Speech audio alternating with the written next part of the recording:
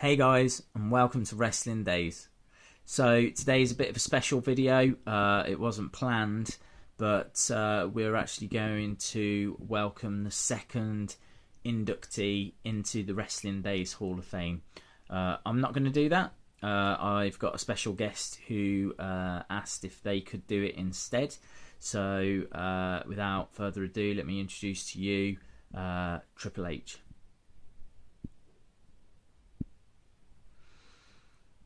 Chyna was a very, very special woman.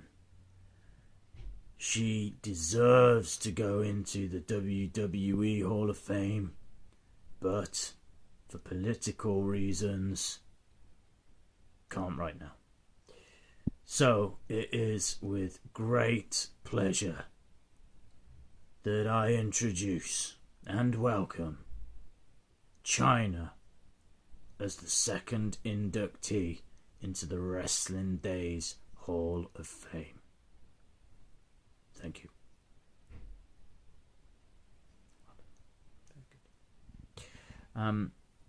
Yeah, wow. Thank you, Triple H. So Chyna was born in 1969 in New York.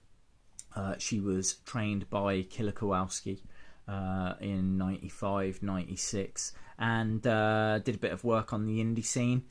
She was actually seen by Shawn Michaels and Triple H, and they kind of convinced Vince that this was the person that was going to, really help build DX into this force. They'd already had the DX idea.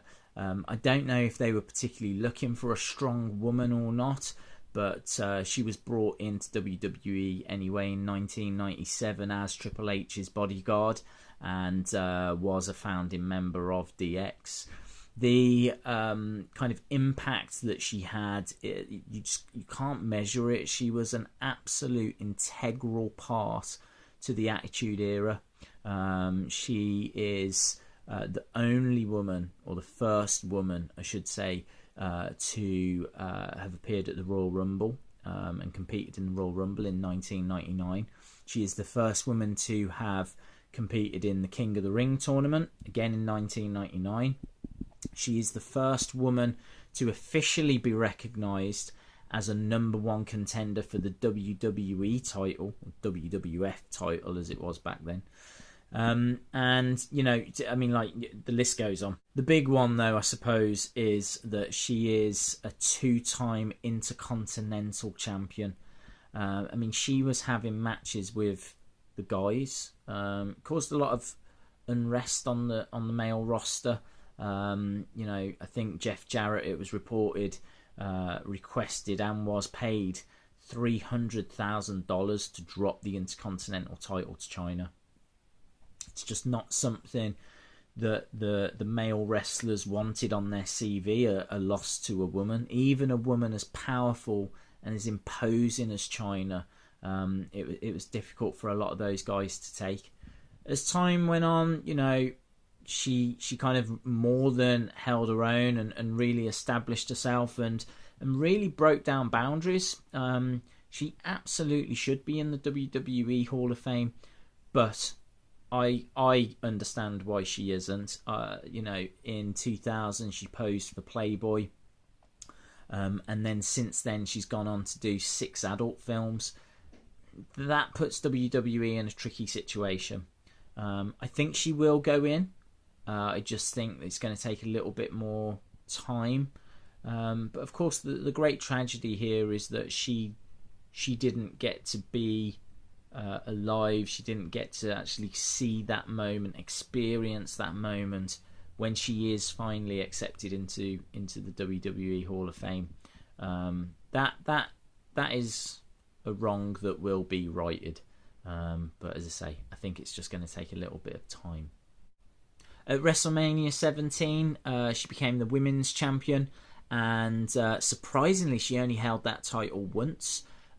So she became women's champion by defeating Ivory, and then she obviously hit trouble in her relationship with Triple H. They'd been seeing each other for quite some time, and it's very well reported that Triple H and Steph had been having like an affair during Triple H's time with Chyna. There's a few conflicting reports saying that, you know, him and Chyna had broken up, and it seems very messy. The outcome of which, anyway, is that Chyna vacates the women's title and is actually taken off WWE, WWF TV for quite some time. She ultimately has, several months later, this is a conversation with Vince where they try and come to a conclusion to see if there's any way back. Unfortunately, that conclusion isn't found, and the next day she receives a communication saying that her services are no longer needed. Following this, you know, in 2002, she has a stint in New Japan Pro Wrestling, and then really doesn't do anything other than the adult films and the kind of meet and greets with fans at the conventions, the many conventions there are, you know, until she appears in TNA around 2011. That doesn't really lead to anything. It's a very short stint. You know, her legacy really is 97 to 2001, but it's what a legacy. What a legacy. You know, a 2-time Intercontinental Champion, the first woman to hold that belt. As you say, you know, first woman to be in a Royal Rumble, first woman to be in a King of the Ring tournament. Absolutely deserves to be recognised and honoured, and it's a great pleasure for me to welcome her into the Wrestling Daze Hall of Fame, because in truth she would have gone in to this Hall of Fame eventually.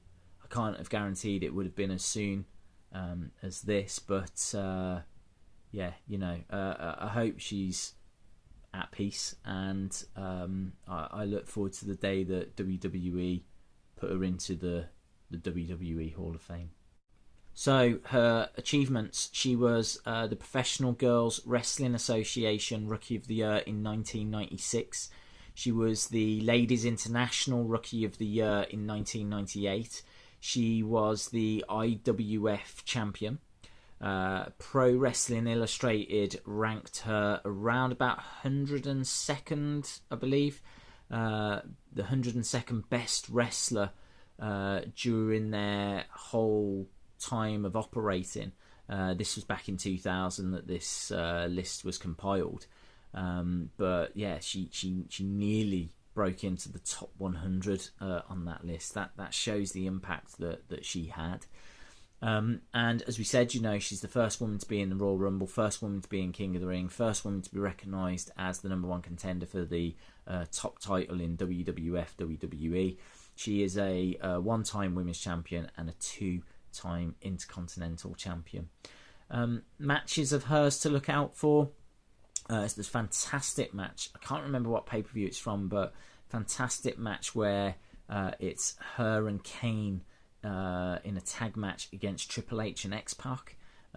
Really do recommend that you search that one out on the network. And then obviously, you know, her match against Jeff Jarrett where she wins the Intercontinental title, which I think was No Mercy. That's worth watching. It's not a great match in the sense of it like a technical match or anything along those lines, but it's just the moment.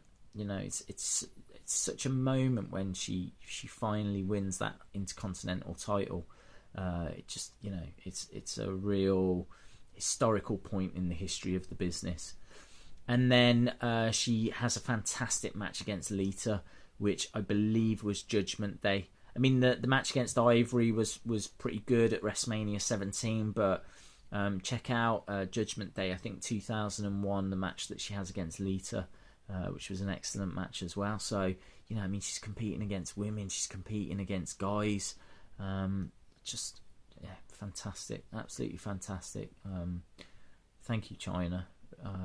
Fantastic career, even though it was so short, but what an impact. Cool. Don't forget, you can follow me on Twitter at Wrestling Daze UK. If you haven't subscribed to this channel, it'd be brilliant if you did, because I've got loads more videos on the way for you. and really wouldn't want you to miss out on anything. And yeah, I think that's everything. Thank you, Chyna, and hopefully I'll see you guys again next time. Bye for now.